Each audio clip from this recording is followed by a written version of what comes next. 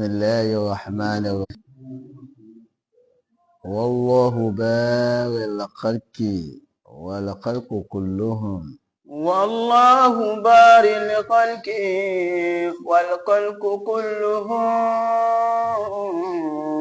إماه له طوعا جميعا واعبدوا إماه له طوعا جميعا وأعبدوا إماه له طوعا جميعا وأعبدوا أبكي الله والله بارئ الخلق والخلق كلهم. Ọba tí ó tún fún wa láàyè tòní láti wá jíṣẹ́ rẹ̀. والله بارئ إماه له طوعا جميعا وعبدوا إماه له طوعا جميعا وعبدوا. Tó pé n tó fún wa láàyè yìí la ṣe ní ẹ̀tọ́ láti kí Ọlọ́run náà. A kí Ọlọ́run. Allahu. A kí Ànábì wa Muhammad. Sallallahu alayhi wa sallam. Àlékún kí Ọlọ́run, àlékún ìyọ́nú Ọlọ́run kó máa bá Ànábì. Sallallahu alayhi wa sallam. Ọlọ́run wọlá t'Ànábì, gbogbo àwọn ẹni Ọlọ́run, àwọn àlfáà wa, ọ̀gá wa tó tún wà níwájú Ọlọ́run bá wa ṣàlékún kẹ́ wọn. Àmín. Àwọn àlfáà wa, ọ̀gá wa, àwọn òbí wa tí wọ́n ń bẹ láyé, tá ń lo ìjì wọn lọ́wọ́. Olúwa má ti ká ìjì wọn lórí wa. Àmín. Bí bàbá wa gbà ní ìpamọ̀ràn tòní. Allahu hayata shaykh. Ó dé bàbá wa al-mudir al-madrasat al-ulum khalifatul khalidiyyin. Olúwa dákun bá wa pẹ̀lú wọn. Àmín. Ọlá yẹ Ànábì wa Muhammad. Sallallahu alayhi wa sallam. Wọ́n láti tóbi Ànábì. Sallallahu alayhi wa sallam. Ọlọ́run dákun gbàdúrà látọ̀dọ̀ rẹ, Ọlọ́run dákun àyọ̀ǹda rẹ̀ fún wọn. Àmín. Kí ni tí ó jẹ́ àǹfààní tá a tún fẹ́ mú wá fún wa lónìí? Òun náà ni ìmú ohun tó dáa wọ inú Islam, ìmú ohun tó dáa wọ inú ẹ̀sìn. Béèyàn bá ti jẹ́ ẹni tó mú ohun tó dáa wọ inú ẹ̀sìn, gbogbo ohun tí èèyàn bá fẹ́ mú wọ inú ẹ̀sìn tó bá ti jẹ́ ẹni tó dáa, àtẹ́wọ́gbà ni nǹkan yẹn lọ́dọ̀ Ọlọ́run. Ní ní tó yá sí pé ńgbà tó mú wọnú ẹ̀sìn kò bẹ̀sì jẹ́,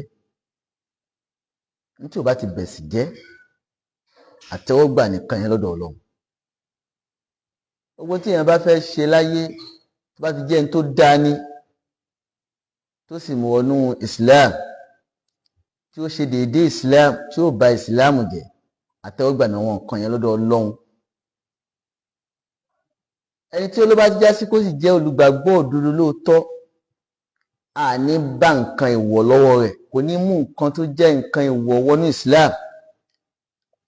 Ní tó dá ni ó máa mú wọnú Islam.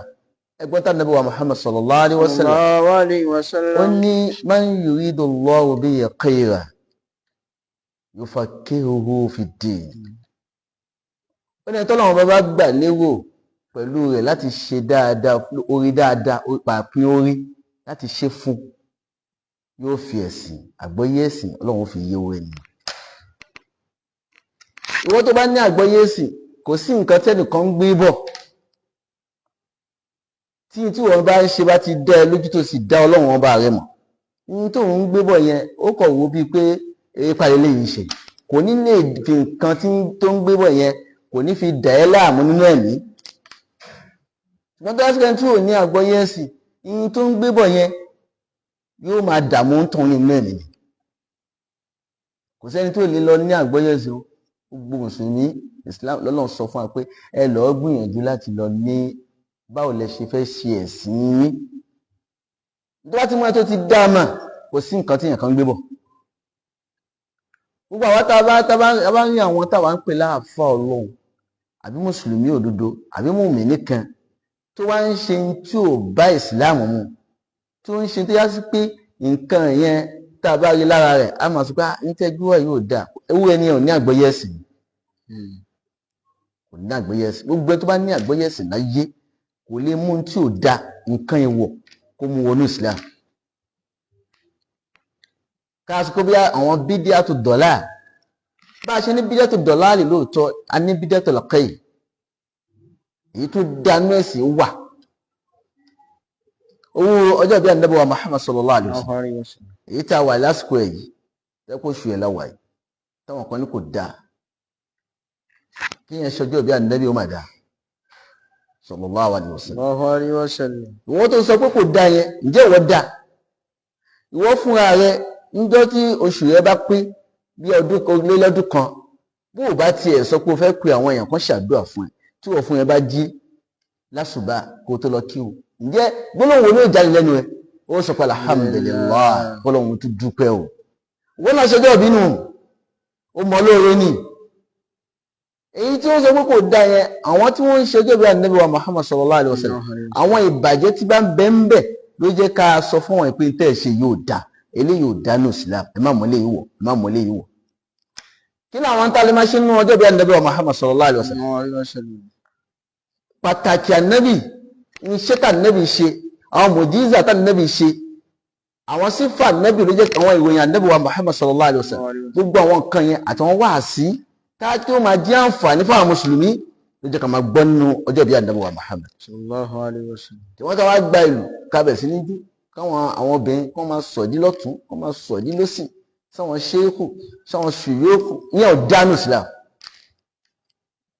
Ìyẹn pẹ̀lú táwọn èèyàn fi máa ń sọ pé ọjọ́ bí Ànábì ò dá èyí tí ò bá dá ń bẹ̀ lásọ fún wọn yẹn gbogbo ẹni tó bá mú tí ò dá wọnú Islam Ọlọ́run ò ní gbà lọ́wọ́ rẹ̀ o ṣùgbọ́n wọ́n jẹ́ pé ní tó dá ló mú wọnú Islam tí ó bẹ kódà tá Ànábì ò ṣe ń gbà yá Ànábì wa Muhammad sallallahu alaihi wasallam tí ó yà sí pé nǹkan yẹn ò ba ẹ̀sìn jẹ́ tó ṣe dédé ẹ̀sìn àtẹ́wọ́gbà lọ́dọ̀ Ọlọ́run ẹgbẹ́ tá Ànábì wa Muhammad sallallahu alaihi wasallam ó ní ayyuhan nas Abu Hurairah radiyallahu anhu wọn ló gba àdísì náà wá. Àbí Hurairah qala Rasulullahi sallallahu alaihi wasallam. Abu Hurairah wọn ní òjíṣẹ́ Ọlọ́run Ànábì wa Muhammad ló sọ̀rọ̀ yìí sallallahu alaihi wasallam. Ayyuhan nas. Nígbà tó fẹ́ sọ̀rọ̀ ní gbogbo ènìyàn ni mo pe o.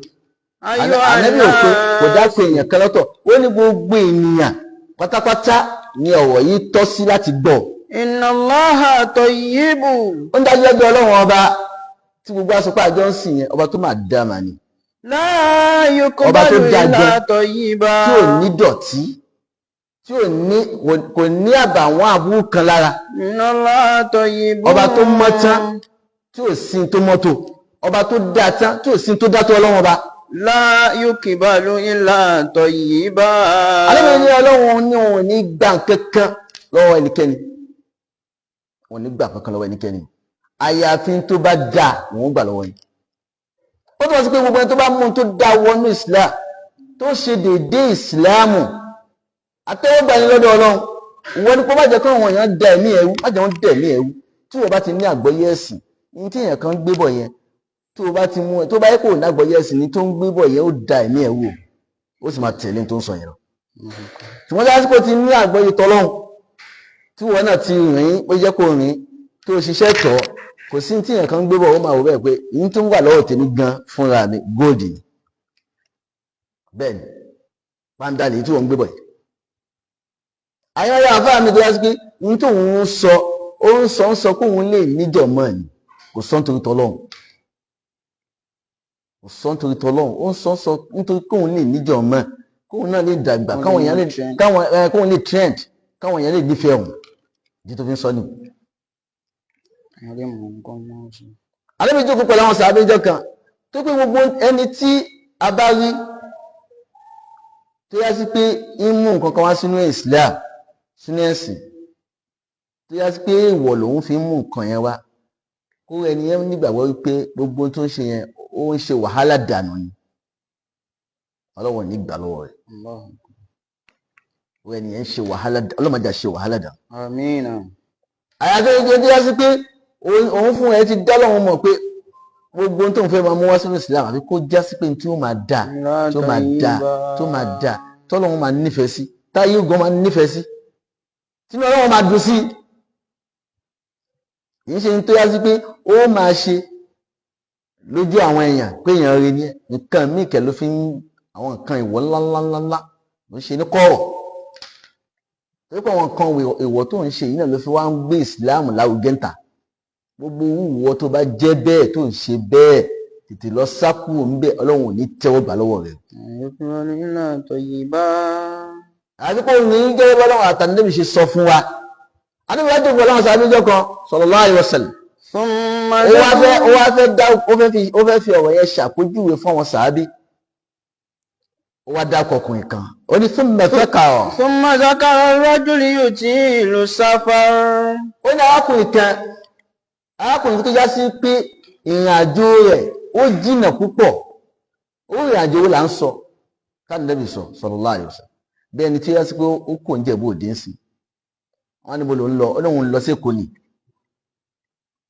ó ìwádìí wọ mọ́tò ní wọ mọ́tò òun fẹ́ ṣe jihad òun fẹsẹ̀ rìn láti bí dẹ́kù ẹ dákun bó bá fẹsẹ̀ rìn láti bí báyìí dé Ṣàgámù lásán àwọn tó bá pàdé ẹ̀ ní Ṣàgámù kí ni wọ́n máa pè é wọ́n ní wéèrè ìwé ló ń bọ̀ yìí tó pé yóò bu látòkè délẹ̀ yìí.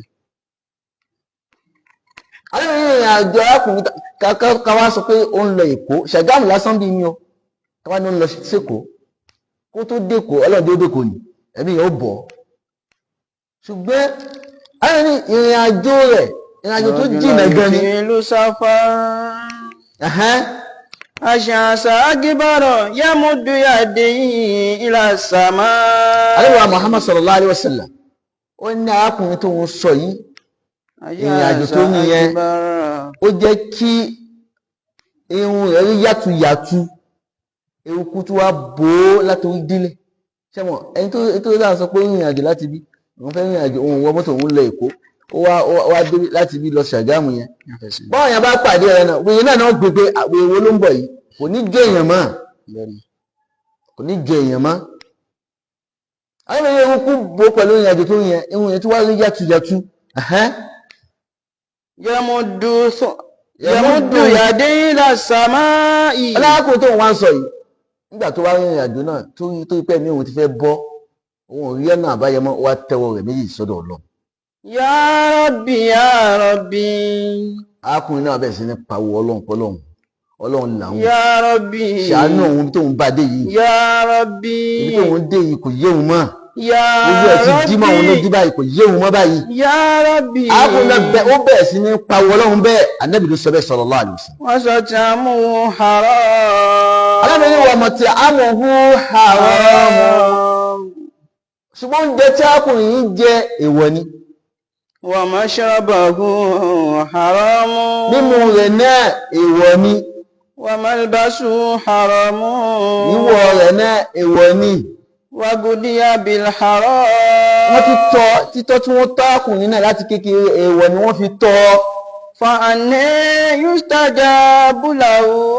Ọlọ́run ní báwo lọ́lọ́run ṣe fẹ́ ṣe gbígbàdúrà fún. Fa anna yustajabu lahu. kò ní rí gbígbàdúrà nígbà tó yá sí pé èèwọ̀ ló fi lu ayé. bẹ́ẹ̀ náà ni àwa tá à ń bẹ lásìkò yìí ẹni tí bá wò bẹ́ẹ̀ pé ilé tí sínétọ̀ kọ́ ilé tí àwọn sínétọ̀ ń lò lòun náà fẹ́ lò yóò wọ́ wákùwá yóò rí ìkùnrin